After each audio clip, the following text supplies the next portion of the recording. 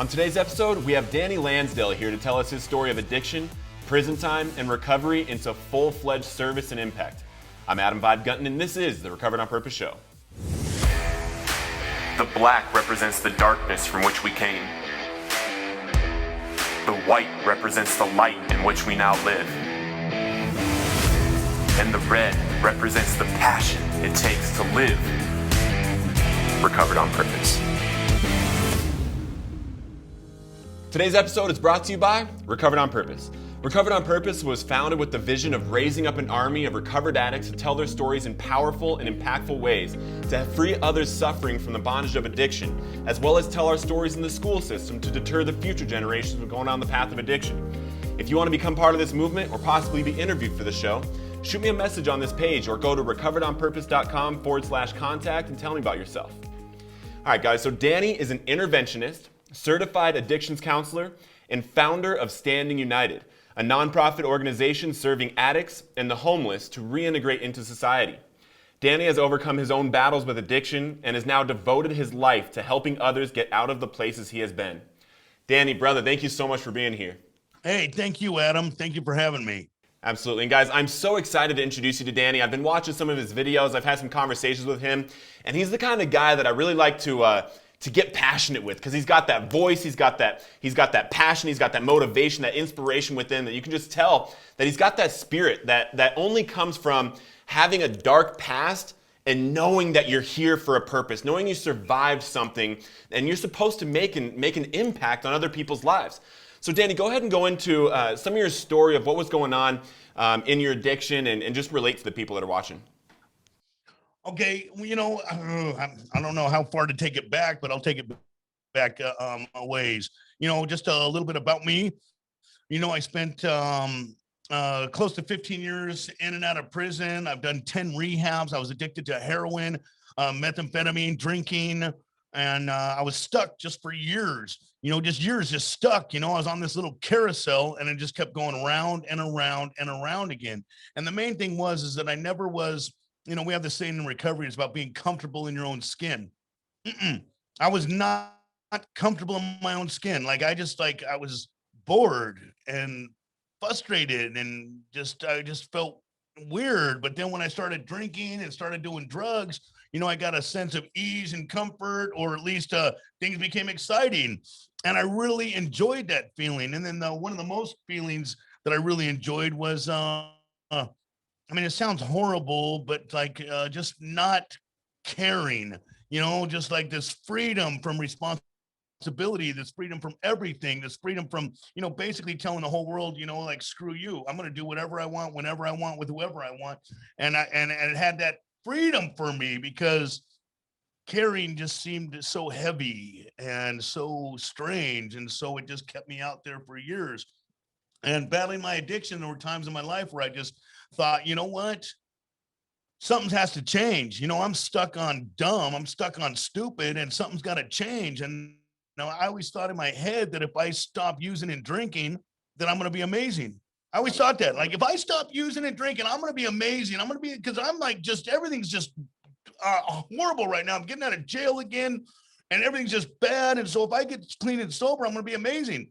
And every time I would go into a rehab and I would get clean and sober, and all I would do was stop using and drinking, and I would just hang out. And then I'm like, this is not it. Right. I was angry, upset, uncomfortable, not comfortable in my own skin. And, I have this one little, I have this one little analogy that I use, that I like to think. If I'm really out of shape and I'm really lethargic and tired, and then someone tells me, hey, Danny, you know what? Why don't you join the gym? It'll fix that. And I'm like, that's a great idea. I'm going to join the gym. Thank you for that insight. And then so I go down to the gym and I sign up. I get my membership. I'm like, I'm going to be here for 1 hour every freaking day. 1 hour every day at the gym. And I sign up to the gym, and I go the next day, and I get to the gym, and I'm like, okay, here we are at the gym. And then someone says, okay, today we're going to do legs, and today we're going to do arms, and then we're going to run on the treadmill for 20 minutes. And then I'm like this. I really got some stuff going on right now. I got some people I got to get a hold of. My family's tripping out. I got to be there for them. You know what I mean? I just go ahead with the treadmill, go ahead with the arms. You know what I mean? I'm going to be here for an hour every day though. Don't trip. And every day I show up at the gym, and every day they're telling me to do some work, and all I'm doing is watching and listening to everybody. Right. Watching and listening. So every day I'm at the gym, I'm there, but I'm not doing anything. I'm just there hanging out. And after 6 months, I mean, you know the results. After 6 months, I'm like, I'm more tired than I've ever been. I'm more out of shape than ever. Right. And that's the same thing about recovery. You know, I've been into 10 rehabs and all these detoxes and all these overdoses and all this stuff, but I never worked the program. I never did anything. I never did the counseling, the therapy, the anything. I just sat around and watched and listened and just looked at people and just sat there irritated going, how is this going to help me? You know, until this last time, do the work. Do the work. So I got this sponsor, I got a mentor, I got a sponsor. I worked a little the counseling and the therapy, and I worked the process. I started participating. in the process, and then finding out the things that were blocking me off from life, from everything, the things were screwing me up inside. And then it turns out, I got a lot of shame and guilt and fear, and I hurt a lot of people financially, mentally, physically. I hurt a lot of people. I did a lot of bad things for years and years. And those things inside of me that were, and I had to drink and use. As long as that stuff's in there, I have to drink and use, because I firmly believe that there's only one reason why people relapse. When they come into recovery, there's only one reason why, is because life is not satisfying enough sober. Mm. Right. And you said something at the beginning of this where that I really, really related to, that the drugs and the alcohol almost took the care away, like not caring about. It's almost like it takes the responsibility of life away. And that was a very similar experience that I had. Something that getting high and getting drunk did was made it so that all those things you're talking about, the shame or the guilt and those things from the past, using drugs and alcohol would almost take away the care of that. Like, I wouldn't have to worry about that stuff. I wouldn't have to trip about that stuff. And I could continue living the way that I wanted to live and do all these things that I wanted to do and the thing was that it never got any better, and it only got worse. Now tell us about like kind of the end of your addiction. Like when you're going on those rehabs, why was it that you kept going back? Why did you keep going to treatment centers? Why did you keep going to detoxes? What was going on that made it so that you felt at least that you wanted to quit? I'm going to tell you this. This is what I have found is the secret to life. This is the explanation of everybody and that's participating, that has this gift of life. Here it is. If it is ugly inside, life out here looks ugly. I don't care. I don't care. I mean, if it's ugly in here, if I'm like going through some crap, I don't care what happens out here. It sucks. Yeah. If it's great inside, if it's great in here, it doesn't matter if you have $5 in a skateboard and living in a sober living and have no job and looking for one. If it's great inside, then it's great out here. The smallest little things you could be grateful for, the flower, the skateboard, the walk in the park, the sunrise. If it's great inside, and then your life has no choice but to prosper. It doesn't. If it's great, see, success, people think that success is happiness. Nope, it's not. Success is not happiness. There's a world full of people. I mean, it's an old adage, there's a world full of people that get all the millions of dollars and millions of fans and millions of cars and millions of this and millions of everything they want in life, and then they're still miserable and wind up sometimes taking their own life. Yeah.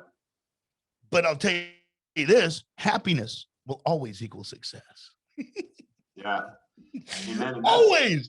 You get happy first. And how do you get happy?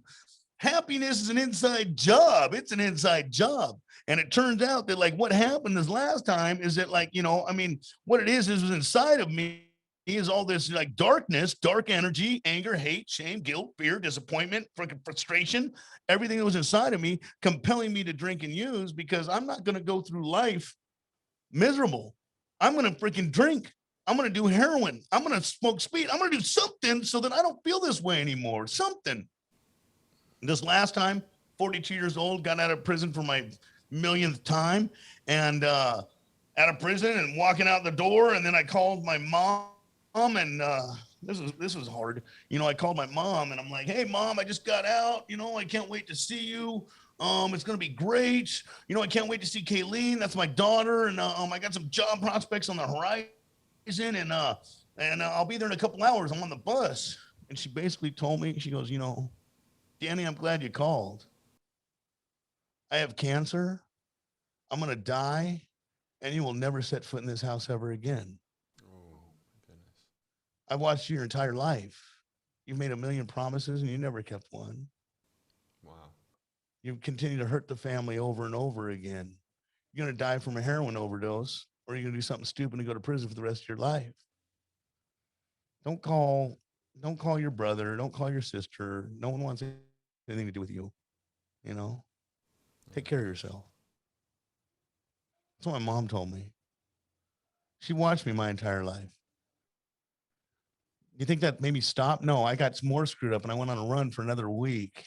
And then I was in this weird house with this sober living house with this weird guy, and we were just doing whatever the heck we wanted to do, shooting heroin. And I'm like, who are we going to rob? Who are we going to come up on? What are we going to do? We got to get some more money. You know, it's on and cracking. And, you know, and I looked over in the corner of the room and there's this black trash bag in the corner of the room.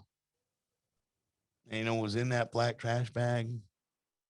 Everything I own. 2 pairs of pants that my mom bought me when I was in prison. Some hygiene that my sister bought me when I was in prison, and all these letters that all these people were writing me, and I was writing them, telling them how I was going to be amazing when I got out, how I was going to be different when I got out, how I was seeing the error of my ways. And I was like, something's wrong with me. I became everything I never wanted to be in my life. I became I was in that moment, everything I never wanted. I didn't want to be a 42-year-old man with nothing. I didn't want to be a pile of crap father. I didn't want to be the biggest disappointment in my family's life. I didn't want to be any of these things. And I became everything I never wanted to be. And something was horribly wrong. Basically, the insight was, you know what? I don't know shit because I don't have shit. And everything that I have in this moment, I never wanted. So something was in me compelling me to destroy my life. Something that I couldn't see. So I found out some people, and this is why the Foundation Standing United, this is why I created this thing, you know, founded it a few years ago, is because some people in my life at that time were in recovery, and they reached out their hand and they told me, "Hey, we got a bed for you somewhere. We got this thing for you. We whatever you need, bro. Like, we got you. You know, don't trip on nothing. Don't think. We have you." And so they reached out my hand. They put me into a detox. They put me into a program, and then the program that I never worked before was presented to me, and it was like, you know, do this stuff that was uncomfortable, and I couldn't see. I couldn't see that this method of recovery, prayer, meditation, inventories, I'm like that. I know about all that stuff. You know what I mean? I'd been doing it for years. You know what I mean? But I never really did it. Right. But this last time, I gave a man my word that I would do everything he told me to do. Everything, things I didn't agree with. I didn't believe in God, higher power, universe. I didn't believe in any of that stuff, you know. But I was willing to do something different, and I gave that man my word. And after my mom told me I've made a million promises and never kept one, for some reason, giving my word at that time meant something to me. I don't know. I had to hold on to that. So through this process of change, through this process of identifying, through this process of inventory, through going back through my life, seeing all the people that I hurt. And I always thought, like, inside, I'm a good person, but yet I do stupid shit all the time. I'm like, I don't know how good I was. You know what I mean? I don't know how good I was. But you know what? But I went through my life, that inventory, looking at stuff. You know what I mean? All the people I hurt, all the people that hurt me, all the stuff, all this dirt and negativity that I picked up. My spirit's going through life and it's picking up all this dirt and it's not shaking it out and it's sitting inside of me. And so no wonder why I'm frustrated. But going through this process of like change, identifying, finding out, you know, the things that are wrong with me inside, this darkness in my heart. I'm a big believer of prayer, meditation in the heart. The heart is everything in life. It does not matter what you think about life. It doesn't matter what I think about life. It doesn't matter what anyone thinks about life. It matters what they feel about life. Yeah. Feeling. All these things are inside of our heart. All these things exist inside. And until I shake that crap out of my heart, the way I feel about myself, about my life, Until I shake out the negativity, I will always repeat the same thing because, the mind wants all these cool things, but the heart's like, that's cool. You want all that great stuff. You want to be a good person. That's cool. But basically, you're my bitch and you're going to do whatever the hell I tell you to do. And that's the heart. That's a communication with the universe to God. And as long as the heart's bad, we'll keep making bad decisions. Yeah. So going through this process, removing those things, something happened to me. Something happened to me, and it opened up my heart. I care about people in a way that I never have before. All I want from people is to recover, to be happy. One of my favorite Bible verses is guard your heart, for from it is the outspring of life. So basically everything that, like you were talking about, if the inside is dark, the outside is going to be perceived dark. If the inside is good, the outside is going to be perceived good. And we have to guard our hearts from almost allowing these different attacks to come in, whether it be pride, like you were talking about, people that are miserable with millions of dollars and millions of cars or whatever, because their heart is positioned that this car or this thing or this house is going to make them happy. But in reality, what I found myself for happiness, I can't grasp onto or attain happiness. Like, I believe same thing as success. Like, I believe that success and happiness are in the pursuit of, right? And now that you and I are in this recovery journey, we're recovered from like a hopeless state of mind, body, and spirit. Like I was like you, like completely hopeless, like had nothing but this trash bag in this freaking sober living house. And now that we've recovered from that state, now it's an internal job, right? An internal job that we have to continue to progress on to build at our life, to build on these feelings, these mental, these thoughts that are continually going on. And how are we going to continue to progress while serving others? And guys, we're going to take a quick break from this, and we're going to come back and tell you how Danny has done this, as well as some tips and tricks for you to take yourself. See you in just a few. All right, everyone. Today's episode is brought to you by Recovered on Purpose. Recovered on Purpose was founded with the vision of raising up an army of you out there to tell your stories in powerful and impactful ways to deter the future generations from going down the path of addiction. If this is you, if you want to learn how to tell your story more powerfully, go to recoveredonpurpose.com/contact. Tell me about yourself. If you want to be interviewed for this show, or if you want to do a live video with me about your story, message me on this platform right here. And guys, if you want a free copy of my book, From Chains to Saved, One Man's Journey Through the Spiritual Realm of Addiction, comment below book and 1, 2, or 3. Like this video and share this video for me. Now let's get back to the episode with Danny.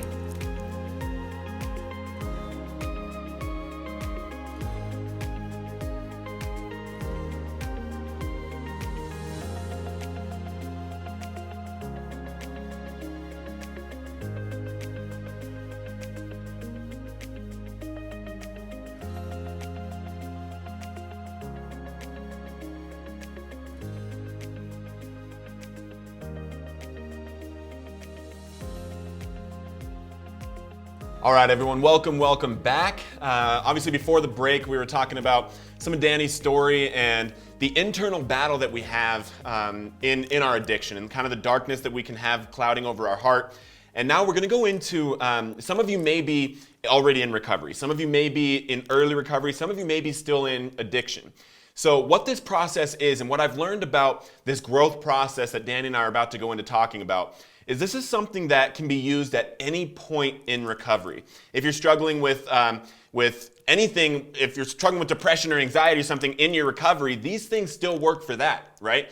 Same with early recovery. This is how a lot of us have gotten recovered. A lot of us have gotten clean and sober and began that process of pursuit of success and happiness that we've been talking about. So Danny, go into, you were talking about being in that sober living house. You look over in this corner with this trash bag, and basically this has been where your life has ended up over and over and over and over. So tell us what was different this time and what happened that got you recovered and on the right path. You know, here's something that it's called being humble and being open-minded. And it turns out that pride is my greatest character defect.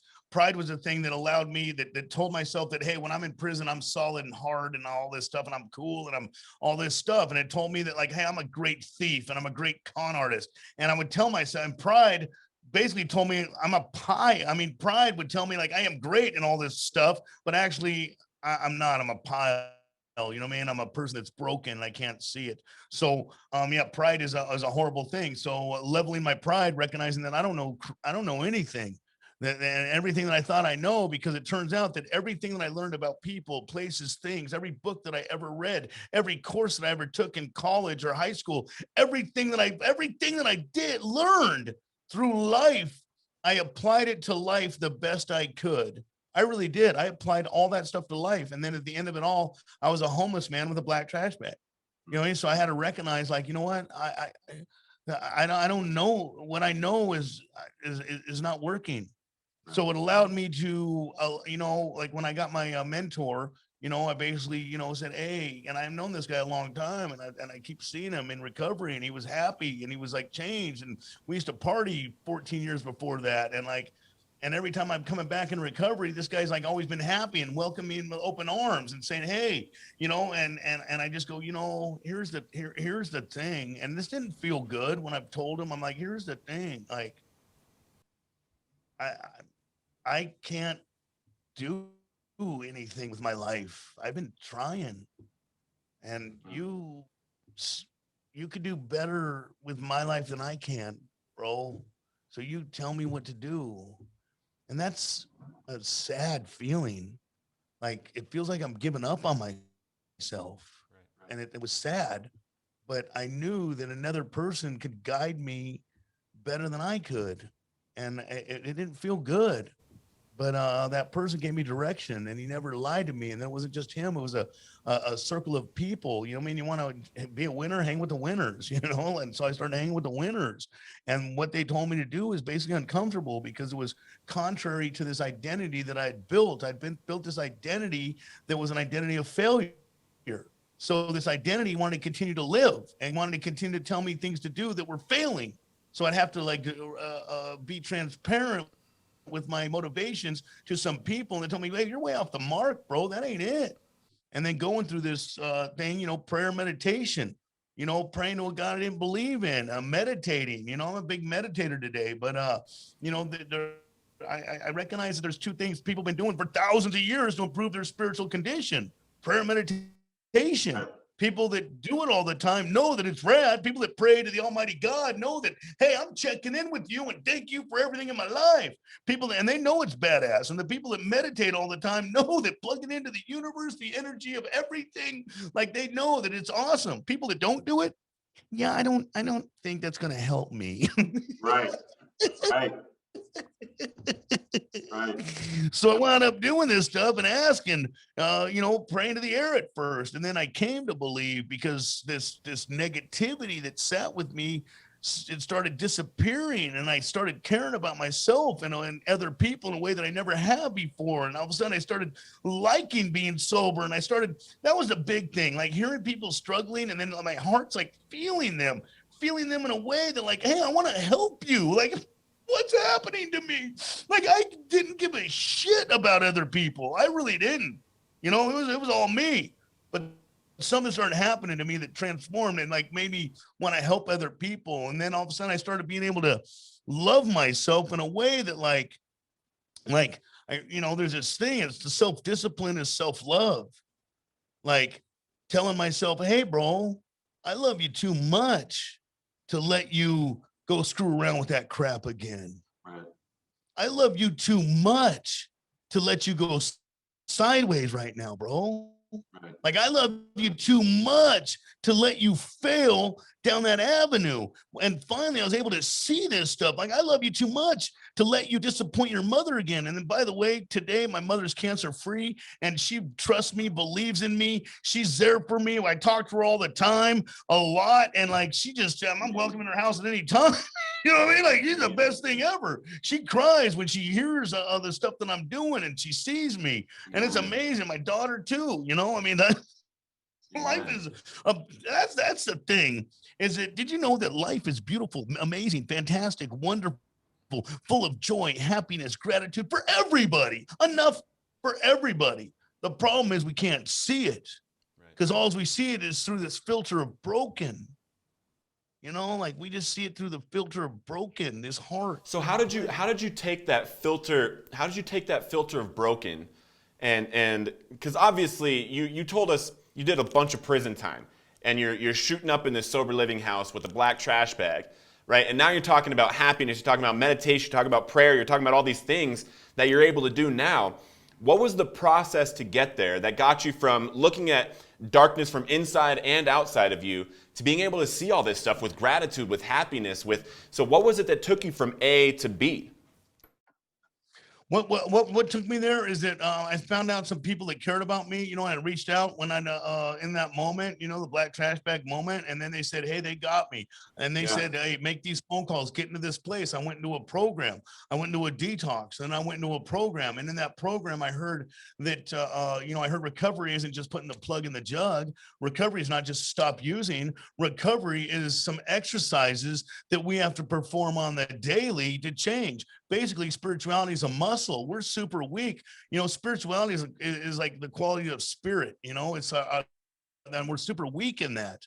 And so by going through this surrender, saying, look, and I don't know, basically I started doing these exercises to be able to strengthen my spirit, to remove the poison in my heart day by day. And people talk about the psychic change, the spiritual awakening, the paradigm shift, whatever you want to call it, that seeing things in a completely different new way. And that is, it was not an overnight matter. It was like a 12-foot dimmer switch in a dark room. You got this dimmer switch in the dark room, and then, okay, I surrender. So then the dimmer switch goes up a little bit. And then it's like, okay, now write an inventory about your whole life, all the people that hurt you. And then it's like rising a little bit. And in that dark room, it starts to get a little lighter and a little lighter. And then day by day through prayer, meditation, recognizing the character defects and the shortcomings, taking advice and direction from sponsors and mentors and people that are winning, then the light starts to go up a little bit and a little bit and a little bit. And it starts to get brighter and brighter in that dark room. That's why I was failing our entire life, is because I'm in a dark room, stumbling around, thinking that like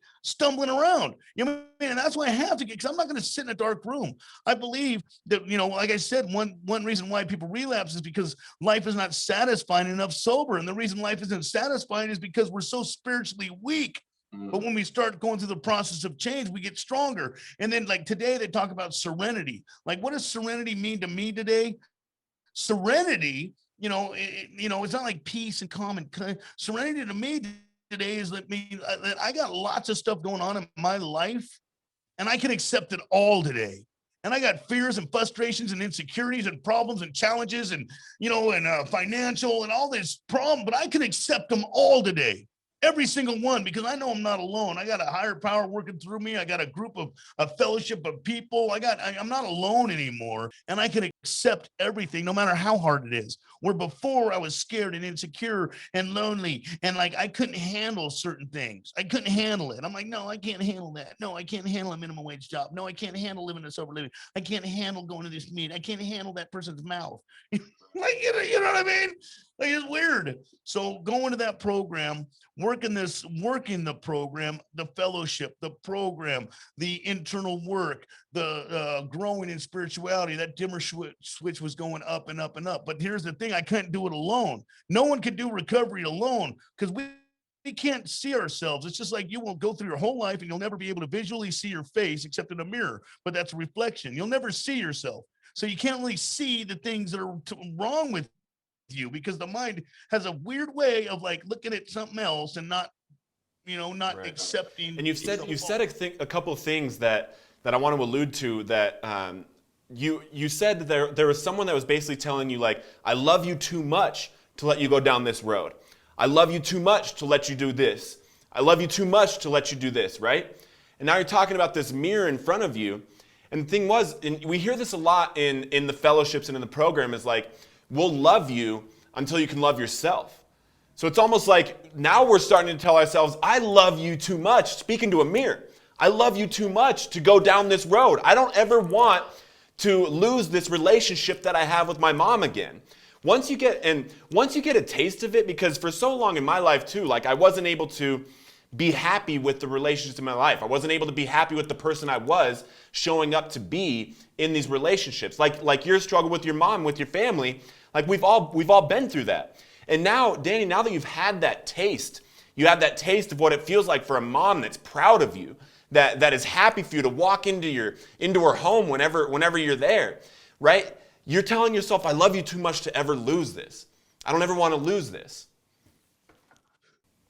But I know that if I don't practice my spirituality, if I don't practice this stuff on the daily, that door will slowly shut. And then I will not have that feeling like my heart's connected. Like I care about people in a way that I never have before. Okay, I do. Like it used to say, the bright spot of our lives is to watch other people recover, to watch a circle of recovery people around them, and to see people grow and shine and watching people win. That's the bright spot of our lives. Like before, my bad, like, nope, that's not the bright. Nope, I don't care about people that way. But today, when I see others win, when I get somebody that's a zero, like just broken, miserable, frustrated, and I get them, and then we work with them, and I work with them on the daily, and I watch them go from zero to freaking hero, and then they're with their families. Like so many times they're with their families, and I'm meeting their mothers and fathers, and then all of a sudden they're crying because they're so happy, and then they're crying, they're so happy, and then I'm crying because I'm so freaking happy. I don't know who's happier, me or them. I don't, and that's what fulfills me, because I'm good today. But when I get to see that and participate, I can feel other people's happiness. I can feel their, and that's all I want to do, is continue to feel that, to watch other people recover, to watch people win. It's like a Hallmark movie. You know what I mean? I get to watch a living Hallmark movie with people's lives where it's scary, it's nervous, it's I don't know. And then at the end, they get the house and everything works out and the town celebrates. And this is real life, man. And like, I love it, because it turns out the secret to life too is adding value to people's lives. Yes. I'll share this with you real quick. And I know I talk a lot. I'm just grateful, grateful. I can shout this stuff from the rooftops. We can all change. We can be amazing. We can go from the darkest, miserable, most broken moments ever and turn it around. And there's light at the end of the tunnel. We can walk into the light and we can be amazing and become the person that we're meant to be. All of us can, because we're human beings and we have that potential. But here's something I want to share with you too about service. I read this letter from King George III, in this historical fiction book. And in that letter, he wrote it to one of these merchants in the town, this back in the 1800s or 1700s. And he wrote this thing and he signed it. He's all, this King George III, blah, blah, blah, blah, blah. And he signed it at the bottom of that letter. And he says, your humble servant, King George III, right?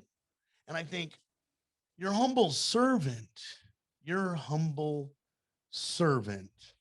What does that mean? Like, why would you sign it like you're a king? You have a castle. You have an army. You have a fleet of ships. Like, what do you mean you're a humble servant? What does that mean? But if you think about that deeply, the greatest leaders, the greatest kings and queens and generals and leaders throughout history that have gone down as great all have something in common. They put the welfare of the people ahead of their own. They care about the people. They're there to serve the people, to work with the people so that they can have a better way of life. They add value to the people's lives. A leader that serves himself by himself, for himself all day long and trips on his own personal needs and wants and all this stuff is a freaking tyrant. Yeah. If service is beneath you, leadership is way beyond you. I didn't serve anyone before. I was a freaking tyrant. It was all about, what are you going to do for me? How is this going to work out for me? And it turns out, like, another secret to life is giving. Yeah. In my life, I keep giving and giving and giving and giving and helping and giving and giving. And God's like, hey, check this out, Danny. You've been a good steward with what I've given you. You've been pretty good with what I've given you. So check this out. I'm going to give you more. Like he just does. I'm going to give you more to help more people.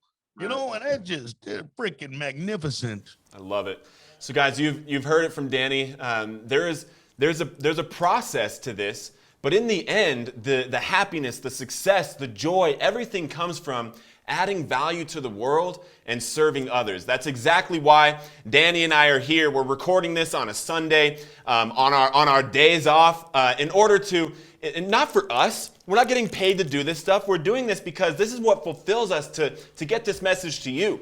That wherever you're at, whatever you're struggling with, there's hope, there's freedom on the other side, and then there's a bunch of people that are struggling with what you're struggling with that you're gonna be able to pull out.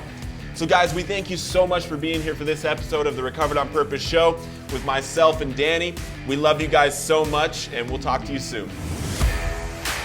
The black represents the darkness from which we came.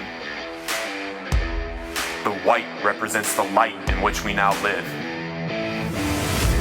And the red represents the passion it takes to live recovered on purpose.